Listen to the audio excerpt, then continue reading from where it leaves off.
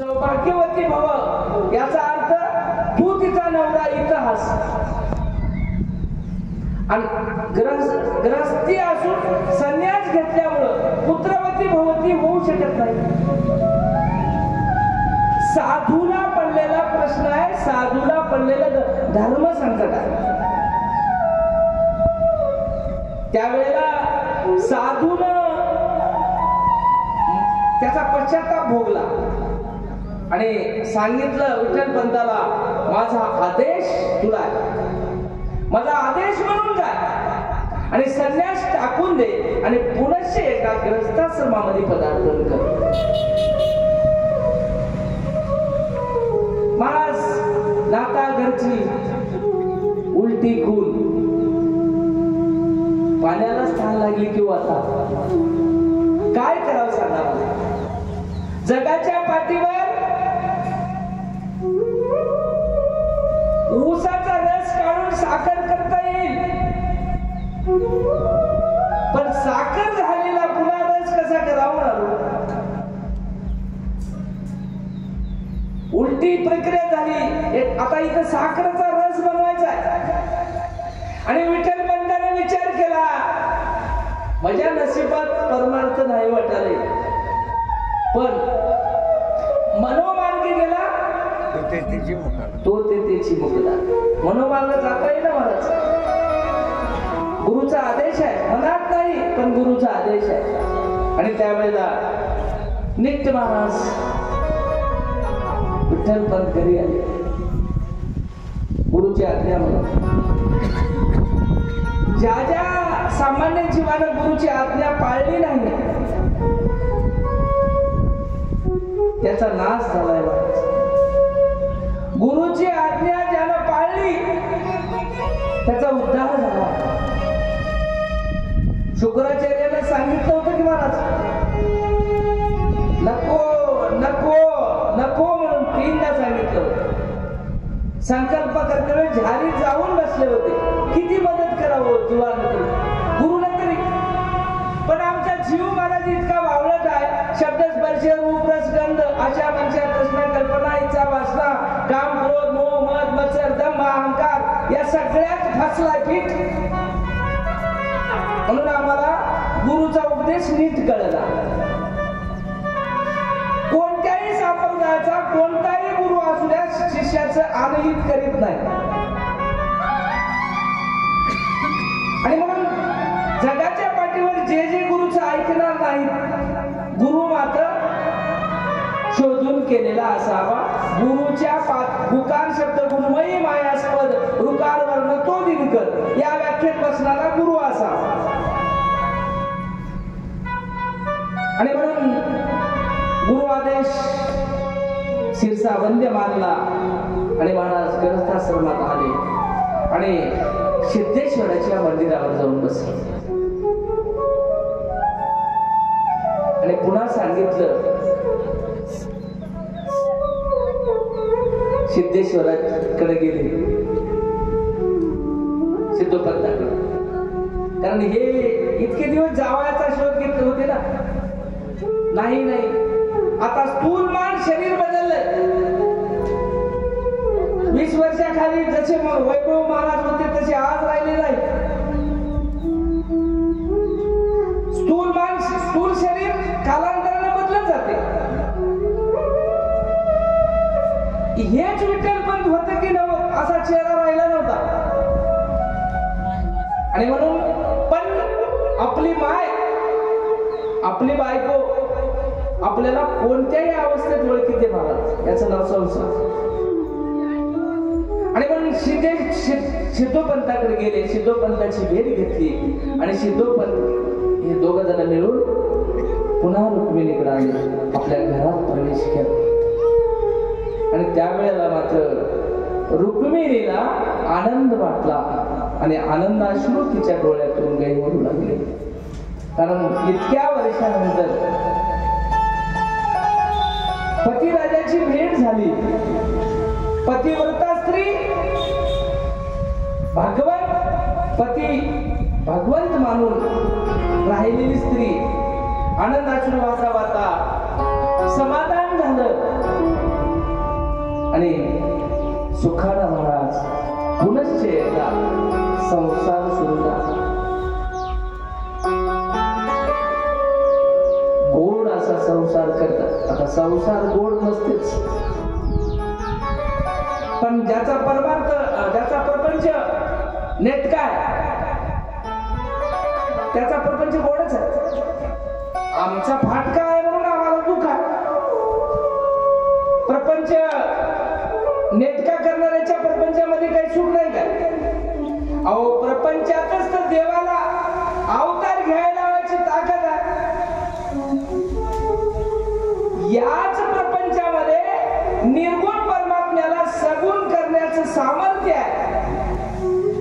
पण प्रपंच असा पाहिजे, प्रपंच असावा नेटका, कुठेही असू नये फाटका.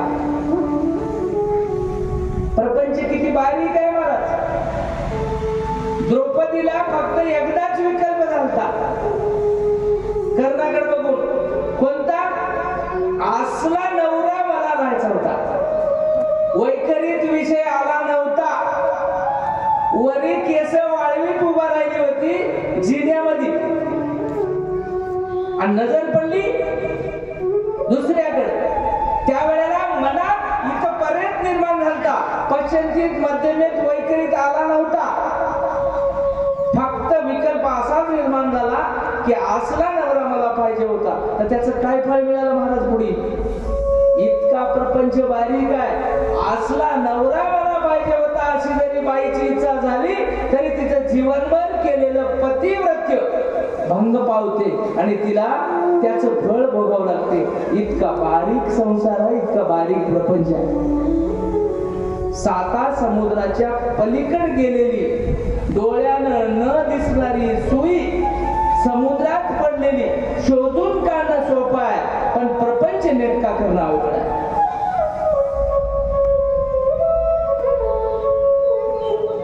आणि ज्यानं नेटका प्रपंच करते,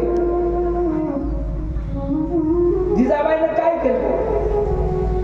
जिजाबाईनं कधीतरी भगवंताचं चिंतन, कधी पंढरीची वारी, कधी परमात्म्याचं दर्शन. नाव काढल्याबरोबर काय यायचं की वांगाला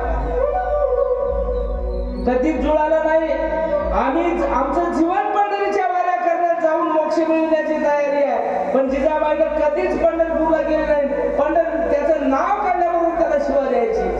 तरी सुद्धा असलं आचरण असून सुद्धा तुकोबा रात्रंदिवस त्याचं भजन करायचं आणि त्यानं मात्र जिजाई संग राहायचं.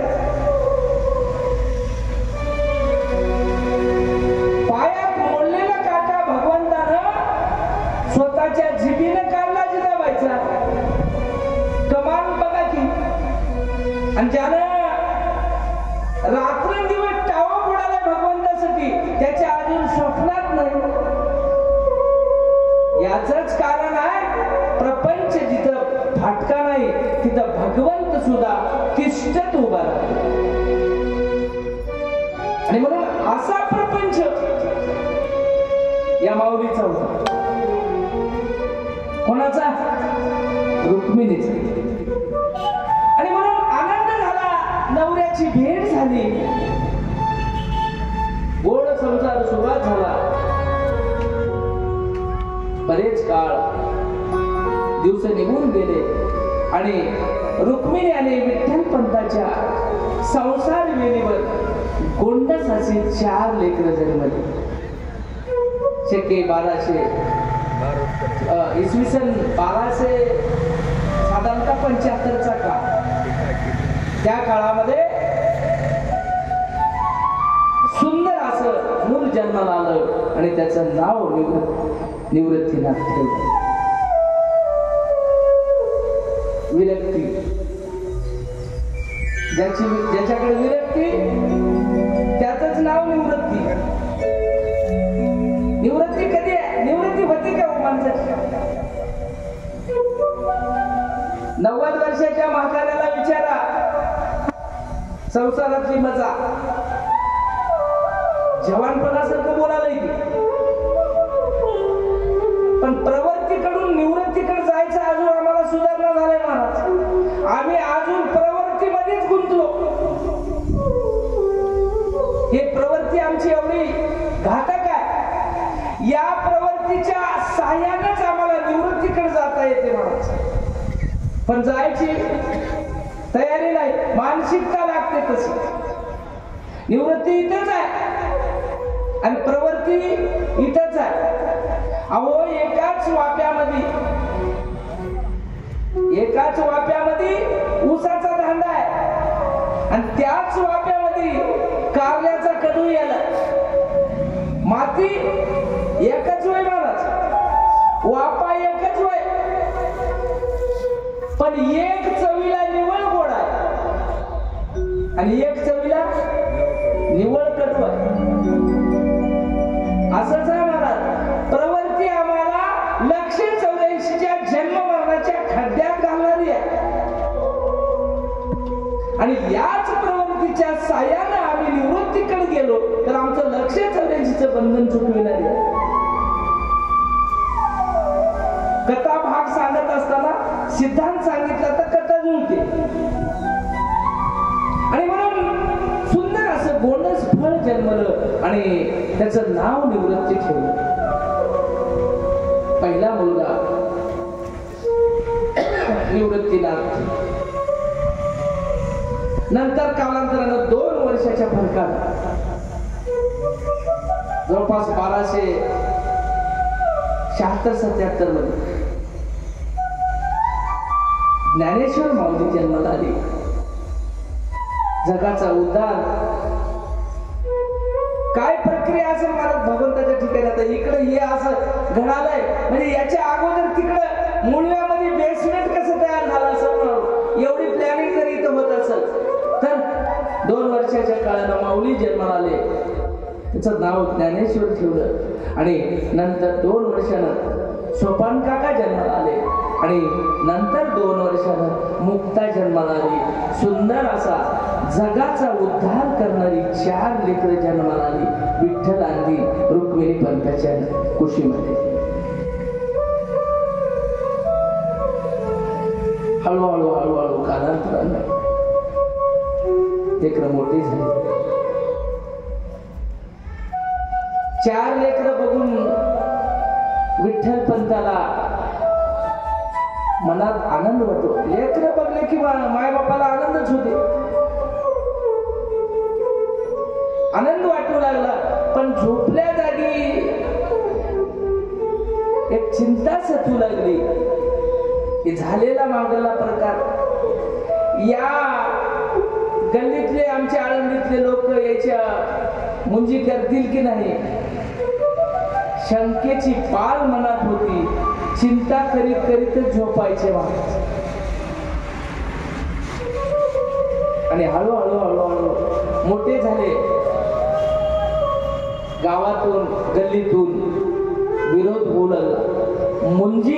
मुंजी बंधन करण्यासाठी सहमती मिळायचा वाण दिसना गेला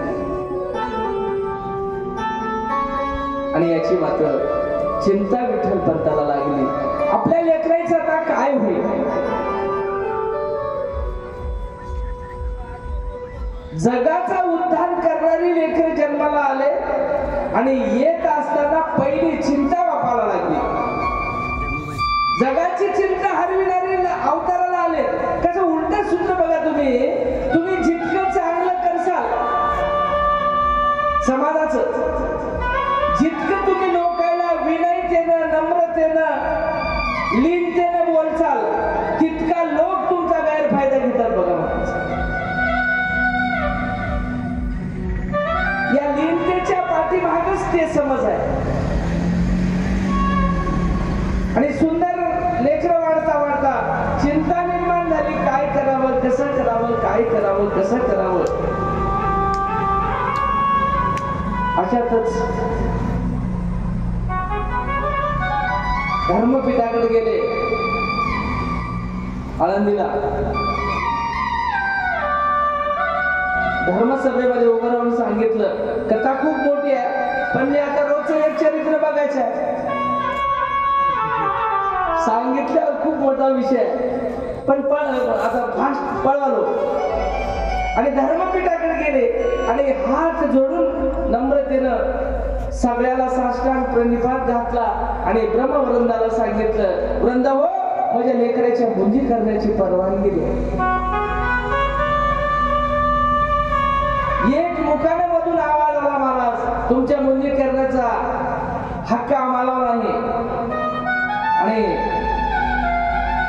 संन्याशाची लेकरं विठ्ठल पंताला तोंडावर म्हणू लागले, महाराज कोणाच्या परवानगीने संन्यास घेतला होतास रे म्हणले तू.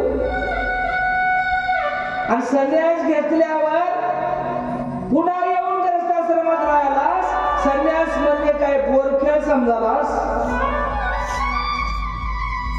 वेगवेगळ्या भाषेत बोलू लागले महाराज ब्रह्मवृंद त्या ठिकाणचे.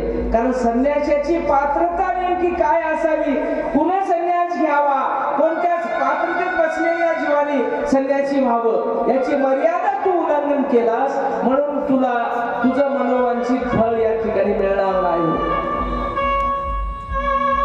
वापस गेले घरात. धर्मपीठाचा आदेश काय चालते तिथं, काही इलाजच नाही महाराज. घरी आले, चिंतातूर होऊन बसले. पुन्हा एकदा प्रयत्न केला. दुसऱ्या वेळेला धर्मसभेत सांगितलं, तुम्हाला न्याय द्यायचा विषय आमच्या अखत्यारीत नाही, पैठणला जा. पैठणला गेले. पैठणच्या धर्मसभेमध्ये विठ्ठल पंतांनी न्याय मागितला आणि सांगितलं, आमच्या मुलाच्या मुंजी करण्याचा नियोजन करा. तिथं याच सांगितलं. त्यावेळेला कंटाळा आला, परिसीमा संपली त्रास देण्याची किंवा मानसिक त्रास होण्याची. आणि त्यावेळेला विठ्ठल पंतांनी सांगितलं, बाबा तुम्हाला आम्हाला काय शिक्षा द्यायची असेल तर शिक्षा द्या, पण आमच्या लेकराची मुंजी करा. त्यावेळेला धर्मवृंदाने सांगितलं, तिथल्या विद्यापीठाने सांगितलं, तुम्हाला देहांत प्रायश्चित्ताची शिक्षा आहे.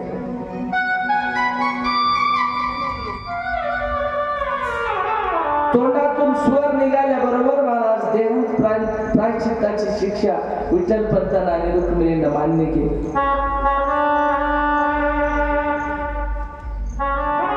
मायबाप लेकरासाठी जीव द्यायची तयारी ठेवतात, यालाच मायबाप म्हणतात. आणि आनंदाने स्वीकारलं मरण. ठीक आहे म्हणले, आम्ही खुशाल देहांत प्रायश्चित भोगू, पण याच्यानंतर तरी आमच्या लेकराच्या मुंजी झाल्या पाहिजे. पत्र काढला महाराज, आदेश दिला देहांत प्रायश्चित्ताचा. आणि त्यावेळेला देहांत प्रायश्चित्तासाठी तयारीला लागले महाराज. पत्र घेतलं विद्यापीठात त्या ज्ञानपीठाचं आणि घरला आले. तर मला सांगा, तिथून घरला येत असते वेळेस एखाद्या आरोपीला जर अमक्या तारखेला तुला फाशी आहे असं डिक्लेअर झालं, ऑर्डर निघाली, त्याच्या हातात आदेश दिला, तर त्याची काय अवस्था राहते हो. मन खिन्न होतं, वृत्ती नाराज होती. घरला आले. घरला आल्याच्या नंतर चारही मुलं जवळ घेतली. निवृत्तीला बोलावलं. निवृत्तीच्या नंतर ज्ञानाला बोलवलं. ज्ञानाच्या नंतर सोपानाला बोलवलं. मुक्ताला जवळ घेतलं. सगळ्या लेकराला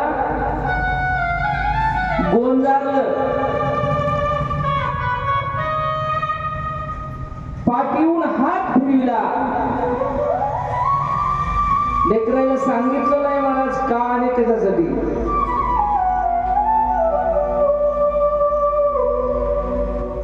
गोड असं काहीच न कळू नये. ओटावर दुःखाचा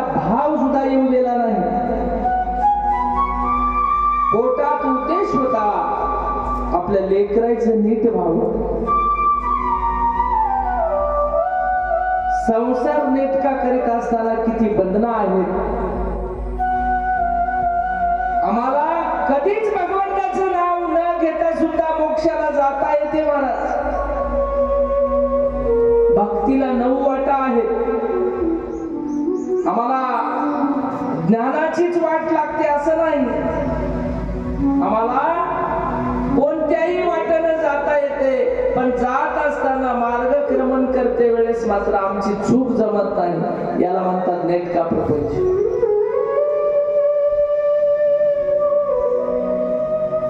काय तुमच्यानं व्हायला ते करून घ्या, तुम्हाला काय लागलंय आम्ही त्याच्यासाठी मराव काय, हे आजचे शब्द होते. सगळ्या लेकराला जेवू पिऊ घातलं. आज उद्या कधी जायचं रुक्मिणीनं विठ्ठलपंतानं ठरविलं. आणि शेवटच्या टप्प्यामध्ये लेकराला सांगितलं, बाबा तुमच्या मौजी बंधनासाठी आम्हाला धर्मपीठानं देहांत प्रायश्चित्ताची शिक्षा दिलेली आहे. आणि ते आम्ही उदार अंतकरणानं मनाचा मोठेपणा दाखवून मान्य केलेले आहे. आणि मायबापानं चारही लेकराला जवळ बसून सांगितलं, आम्ही शिक्षा भोगल्याच्या नंतर, आमचा देहांत झाल्याच्या नंतर तुम्ही नाराज व्हायचं नाही आणि दुःखी व्हायचं नाही. जिथं आज्ञा नाही की नाही महाराज, तिथंच दुःख होते. आणि जिथं ज्ञान आहे तिथं दुःख होत नाही महाराज. आता काही कथाकारांनी, काही शास्त्रांनी याला करुणा रसात घातलं. गाडगे बाबाला कीर्तनामध्ये चिठ्ठी आली, महाराज तुमचं लेकरू वारले. कीर्तन चालू होतं, मोब चालू होता, लोक ऐकू लागले. आणि एवढ्यातच आमच्या गुरुजी सारख्याने एक चिठ्ठी दिली की बाबा लेकरू तुमचं वारलंय महाराज, आणि तुम्हाला कीर्तन बंद करा आणि घरला जा. तर महाराज म्हणले, किती मेले कोट्यान कोटी आणि काय रडू एकासाठी नाही. ही अवस्था कधी निर्माण होते हो. आम्ही वारीला गेल्या एकदा, 4 दिवस संपले, देवाचं दर्शन चालू आहे आणि अशातच महाराज फोन आला, सुजन पाटील तुमचं घर जळालं. फोनवर बातमी आली, सुजन पाटील घर जळालं. काय अवस्था होती तिकडल्या माणसाची. 2 घंटे गेले, चक सोडून देऊन घरला निघायच्या वेळेला फोन आला. 2 घंट्याच्या नंतर दुसरा फोन, तुमचं नाव ते गंगाधर पाटलाच होईल. जळालंय म्हणजे तुमचं नाव गंगाधर पाटलाच होईल. पहिल्या झालेली अवस्था बदलली सगळी त्याची. तिथं पहिला काही निघाला होता, पण तुमचं नाव म्हणलं की पुन्हा कामाला लागला. ही प्रत्येकाची अवस्था आहे. मला दृष्टांत संपला, पण सिद्धांत सांगतो तुम्हाला. माझं वय म्हणलं की वेगळी अवस्था आणि त्याचं वय म्हणलं की वेगळी अवस्था. हे माझं आणि तुझं जोपर्यंत आपल्यात, अरे जळालं तर कुणाचंही जळालंय, शेवटी नुकसान झालंय. हे का कळणार? तुझं जळालं असेल नाही तर माझं जळालं असेल, पण जळालंय ना, नुकसान व्हायला की नाही. मग जीव इथून तिथून संतांनी भगवंताचा अंश मानला. आपलं लेकरू आणि लोकांचं कार्त. ही अवस्था ज्या दिवशी आमची मनातून जाते ना महाराज, त्या दिवशी आम्हाला भगवंताचा अंश आम्ही आहोत हे लक्षात येते. आणि त्यावेळेला विठ्ठलपंतांनी, रुक्मिणीने लेकरायला सांगितलं, हा देह नाशिवंत. जसं मदालसेनं लेकरायला सांगितलं की नाही. मदालसेनं जन्मलेल्या लेकराला मला जो उपदेश केला आणि पाळण्यातच दोरी ओढता ओढता ओढता लेकराला सुंदर ब्रह्मज्ञान दिलं आणि तिथंच लेकराला ज्ञान मिळालं. हा देही नाशिवंत मलमूत्राचा बाळा वरी चर्मा घातली रे क्रमे. अशा पद्धतीनं हा देह नाशिवंत आज ना उद्या जाणार आहे, कधीतरी जाणार आहे, म्हणून याचा खेद करू नका. लेकरायला माय बापानं सांगितलं, खूप मोठा बोलण्यासारखा विषय आहे. लेकरायला सांगितलं आणि दुःख करू नका. या बोधावर 2 दिवस गेले. कसं दुःख व्हायलाच राहते मला. माया ही प्रत्येकाला सजवते. राजा जनक सुखात लग्न लावून लेख नांदायला निघाल्यावर महाराज सुखाचाच प्रसंग राहते की हातानच केलेला राहते की सगळ्याला बोलून घेऊन केलेला राहते. सगळं मनानच प्लॅनिंग केलेली राहते. तरी पण शेवटी लेख जाता जाता मोठ्यानं बाप रडते का मायासाठी. अहो तुम्ही आम्ही लढचालायच्या जवळ नाही महाराज.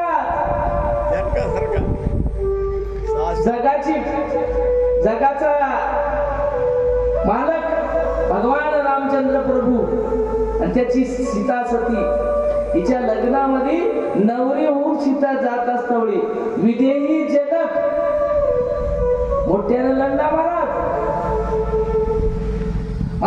तशा पुरुषाला जर माया सती आम्ही किस गली में गलबला है, हम किस जहर का पेड़ और किस पेड़ का पत्ता.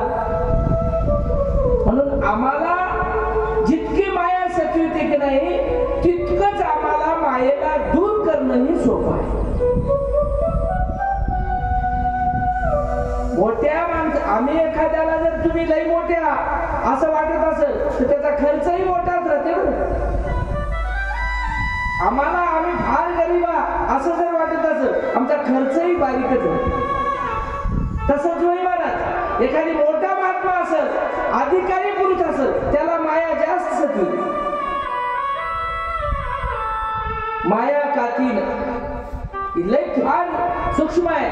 शुक याने फिरून हाणली मस्तकावर काठी. एक भारुड आहे ही माया लागली सुखदेवाच्या पाठी त्याने फिरून हाणली मस्तकावर काठी. ही गाय वडाळ मोठी काना सांभाळ रे. या गाईला भल्या भल्यानं जमलं नाही सांभाळायला. फक्त शुद्धदेवासारख्या लोकांना या गाईच्या मस्तकावर फिरून काठी मारली. सोपं नाही मला.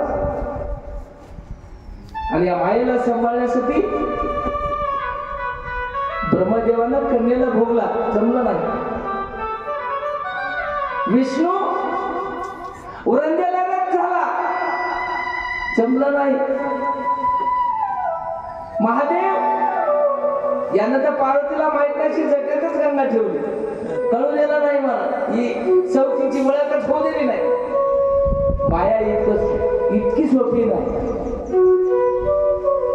जितके अधिकारी मोठे तितकं त्याला अवघड आहे. पण तुम्हा आम्हाला सोपं. कसं सोपं आहे काहीच नाही माझं. केवळ इथं काहीच लागणार. कलियुगी उदार हरीच्या नामे. इथं काय लागते. कर्ता युगातला नियम वेगळा होता, त्रेतातला वेगळा होता, द्वापारातला वेगळा होता. या तीनही काळातल्यापेक्षा सोपं सुलभ. तुका म्हणे सोपे आहे सर्वाहुनी शहाणा तो. इथं ते घेणारा शहाणा होता. आणि म्हणून कलियुगामध्ये आम्हाला नाम चिंतन करीत असताल तर तुम्हाला खूप खूप खूप सोपं आहे. असो अशा पद्धतीनं भगवंताच्या नामाचं महत्व आणि संसाराचं मिथ्यात्व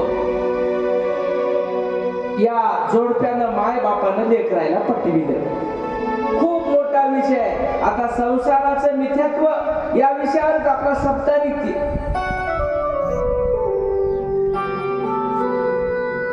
पटविलं लेकरालाही पटलं. कारण खान कशी होती, खान तशी मडके. आमच्या बायामध्ये खान तशी माती आणि माती तशी असलं वय महाराज. इतक्या ज्ञानी पुरुषाच्या पोटी कुशीमध्ये जन्माला आलेले लेकरात त्याला काही जास्त सांगावं लागते. सांगितलं, खूप समजून दिलं आणि त्याला या बोधावर आणलं की शरीर जाणारच आहे. एवढं मनुष्य देहाचे अनिवार्य मरण, ते केव्हा येईल ना कळे जाण, या लागी पूर्वीचा फळ निज स्वार्थ जाण साधावा. लेकराला जवळ घेऊन सांगितलं. भगवान गोपाल कृष्ण परमात्म्याने उद्धवजीला सांगितलेला केलेला संवाद आहे महाराज. उद्धवाला भगवान सांगतात, उद्धवाने काही प्रश्न विचारले भगवंताला. 7 श्लोक विचारले, त्याच्यात 35 प्रश्न विचारले 7 श्लोकामध्ये. हे प्रकरण आहे भागवत. उद्धव म्हणतात भगवंताला, भगवान माणसाला मरण कधी येते? माणूस मरतेच का? एखादी चांगला आमच्या पंढरीनाथ बाबासारखा समाजाच्या हिताचा माणूस आहे, साधू आहे, सत्पुरुष आहे, इतकं जगाचं कल्याण करणार आहे, असा माणूस 100-200 वर्ष वाचाव. त्यावेळेला भगवंतांनी सांगितलं, उद्धवा मनुष्य देहाचे अनिवार्य मरण. उद्धवाने पुन्हा सांगितलं, मरण तरी माणसाला कळायला पाहिजे होतं देवा. म्हणजे जसं कॅलेंडरवर लिहून जाते नाही, अमक्यावारी पोळा, यावारी लक्ष्म्या, यावारी चंद्रग्रहण, 12 महिन्याचं गणित कॅलेंडरवर राहते की, तसं माणसाचं मरण पाहिजे होतं या दिवशी, तुमचं या तारखेला. त्यावेळेला भगवंताने सांगितलं, बाबा असं जर राहिलं असलं तर त्याचे परिणाम वेगळे झाले असते. आणि म्हणून मनुष्य देहाचे अनिवार्य मरण, ते केव्हा येईल न कळे जाण, या लागी पूर्वीचा पण निज स्वार्थ जाण साधावा. भगवंताने सांगितलं, उद्धवा माणसाचा देह पाण्यावर आलेला बुडबुड आहे, केव्हा फुटेल याचा भरवसा नाही. आणि म्हणून भरवसा नाही म्हणूनच पुन्हा उद्धवाने विचारलं केव्हा येते, तर महाराज भगवंत म्हणतात, ते केव्हा येईल न कळे जाण, त्याचा भरवसा नाही म्हणले. आणि या 2 गोष्टी जर कायम खऱ्या असतील तर तुम्ही आणि काय करावं पुढची आरती होवी, या लागी पूर्वीचा पण निज स्वार्थ जाण साधावा. ही वेळ येण्याच्या आधी निज स्वार्थ साध्य करावा. हे संवाद विठ्ठल पंत आणि रुक्मिणी लेकरायला सांगतात की बाबा मरण येण्याच्या आधी निज स्वार्थ साध्य आम्ही करालो. आणि हे त्याच दिशेनं जाणार होईल.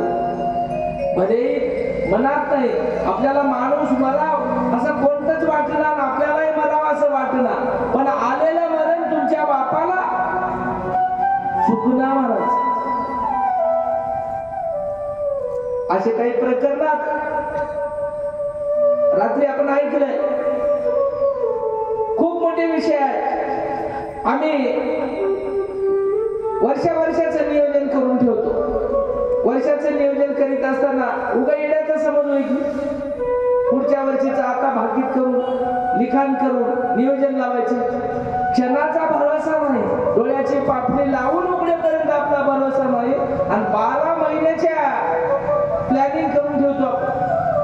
अहो मुतकेडून घरला येईपर्यंत आमचा भरोसा नाही, घरला आल्यावर वाढलेलं ताट जेवायचा भरोसा नाही, जेवलेलं ताट तोंडात घास जाईपर्यंत भरोसा नाही, तोंडात गेलेला घास पोटात उतरण्याचा नियम नाही, पोटात उतरलेला पचते की नाही माहित नाही. तरी माणसाची हाव अशी आहे, माझं मी आणि माझं. याच्यात आम्ही गुंतलो. या सगळ्या संसाराची आसक्ती कशी सांभाळावी आणि कशी सोडावी याचं ज्ञान विठ्ठल पंतांनी आणि रुक्मिणीने लेकराईला दिलं आणि लेकराई समाधान केले महाराज. आणि एक दिवस असा उजळला, संध्याकाळी लेकराईला झोपी घातली. मनमुराद लेकर झोपले. निवृत्तीनाथाच्या दृष्ट्यावरून हात फिरविला. झोपलेलं लेकरू झोपीत आहे. चारही लेकर झोपले. निवृत्तीच्या पायापासून केसापासून हात फिरविला. त्याला पांघरलं. माऊली ज्ञानेश्वराकडे गेले. ज्ञानेश्वराच्याही हनुवटीवरून हात फिरविला. एवढं ज्ञान होतं, कोणी माया किंचित शिल्लक होतीच. माया शिल्लक असावी, पण आमच्याकडे मोह माया, भगवंताची माया वेगळी आहे. सगळ्या लेकराला गोंजारलं आणि सगळ्याला महाराज पांघरलं. आणि सकाळी ब्रह्मप्रहरामध्ये 3 वाजता ते हांत प्रायश्चित्ताला निघून गेले.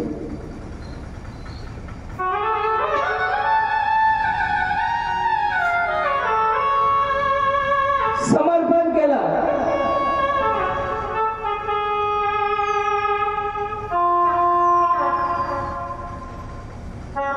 सकाळच्या दिवस उजळला. लेकर उठले महाराज. झोपेतून उठायची वेळ झाली की लेकर उठतातच.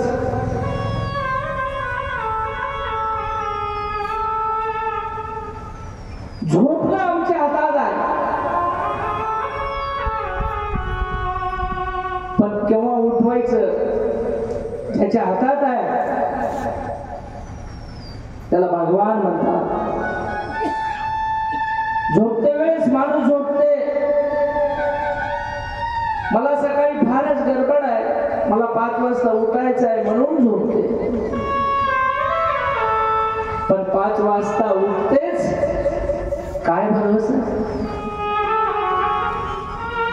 बऱ्याच जीवाला झोपलेल्या जागीच जावं लागलंय. सकाळचं नियोजन तसंच राहून गेलंय. आणि म्हणून देहांत प्रायश्चित्तासाठी निघून गेले.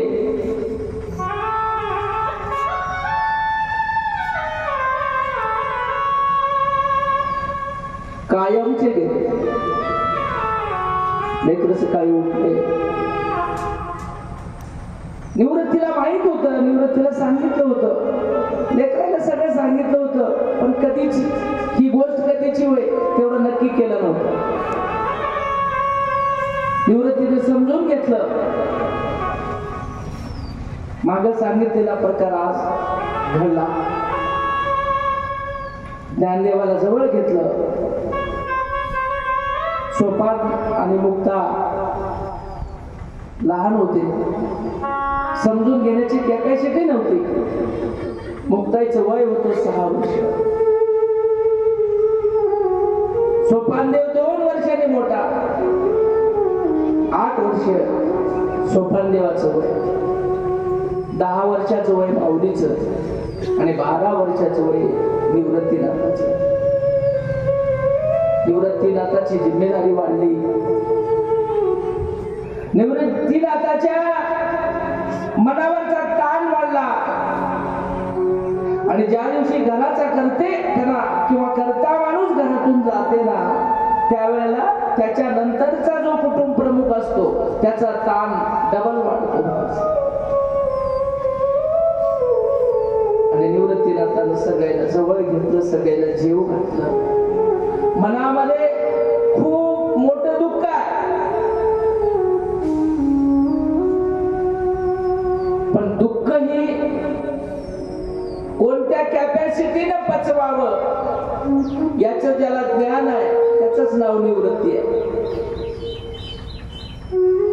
काय खातो आम्ही कासया सांगाती ही अवस्था कधी येते? सुख आणि दुःख तेवढ्याच क्षमतेनं ज्या वेळेला आम्ही पोचतो, सोसतो, झेलतो, त्यावेळेला आमची अवस्था निवृत्तीची झालेली असते.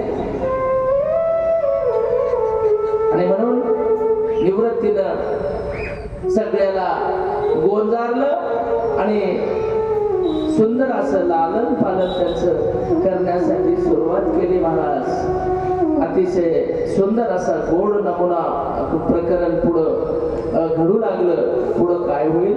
सुंदर एक भजन करा आणि पुढची कथा आपण नंतर बघू. मला